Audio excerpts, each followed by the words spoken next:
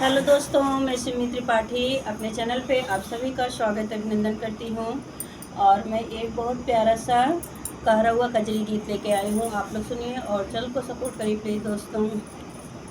भौजी उठा देखा भोर भिनुसार हो गईल, भौजी उठा देखा भोर भिनुसार हो गईल, भिनुसार हो गईल, भिनुसार हो गईल।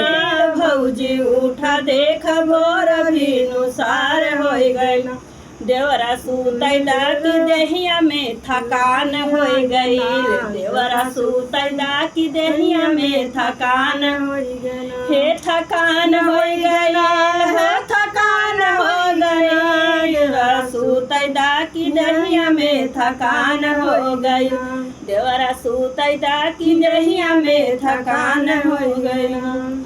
बाट 4 दिन के काम बाद में करा तू आराम, बाट 4 दिन के काम बाद में करा तू आराम, रोपनी होई जाए तो सूता दा सुबह और शाम, रोपनी होई जाए तो सूता खूब सुबह और शाम। चिड़ै चहकै लागल बगिया में गुलजार हो गईल, चिड़ै चहकै लागल बगिया में गुलजार हो गईल, हे गुलजार हो गईल, हे गुलजार हो गईल, चिड़ै चहकै लागे बगिया में गुलजार हो गईल, चिड़ै चहकै लागे बगिया में गुलजार हो गई। भौजी उठा देखा भोर भिनुसार हो गईल, भौजी उठा देखा भोर भिनुसार हो गई, भिनुसार हो गईल, भिनुसार हो गईल, भौजी उठा देखा भोर भिनुसार हो गई।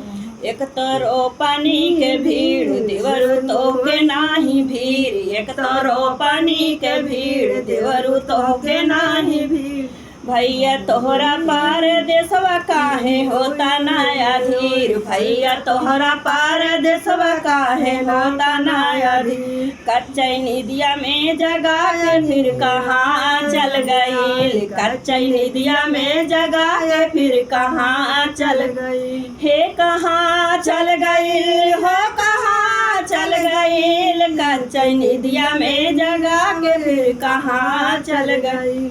भौजी उठा देखा भोर भिनुसार हो गईल, भौजी उठा देखा भोर भिनुसार हो गई।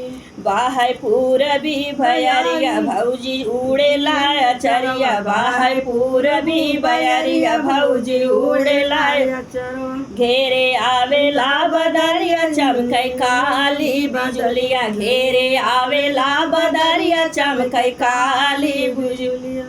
कजरी गाय के रोपा जमाना तोहार हो गईल, कजरी गाय के रोप जमाना तोहार हो गईल। भौजी उठा देखा भोर भिनुसार हो गईल, भौजी उठा देखा भोर भिनुसार हो गई। बात काही समझाई हमसे धान ना रोपाई, बात काही समझाई हमसे धान ना रोपाई, ओही सैया जी के प्यारी देहिया जाई कारी आई, हाई सैया जी के प्यारी देहिया जाई कारी आई। भौजी उठा देखा भोर भिनुसार हो गईल, भौजी उठा देखा भोर भिनुसार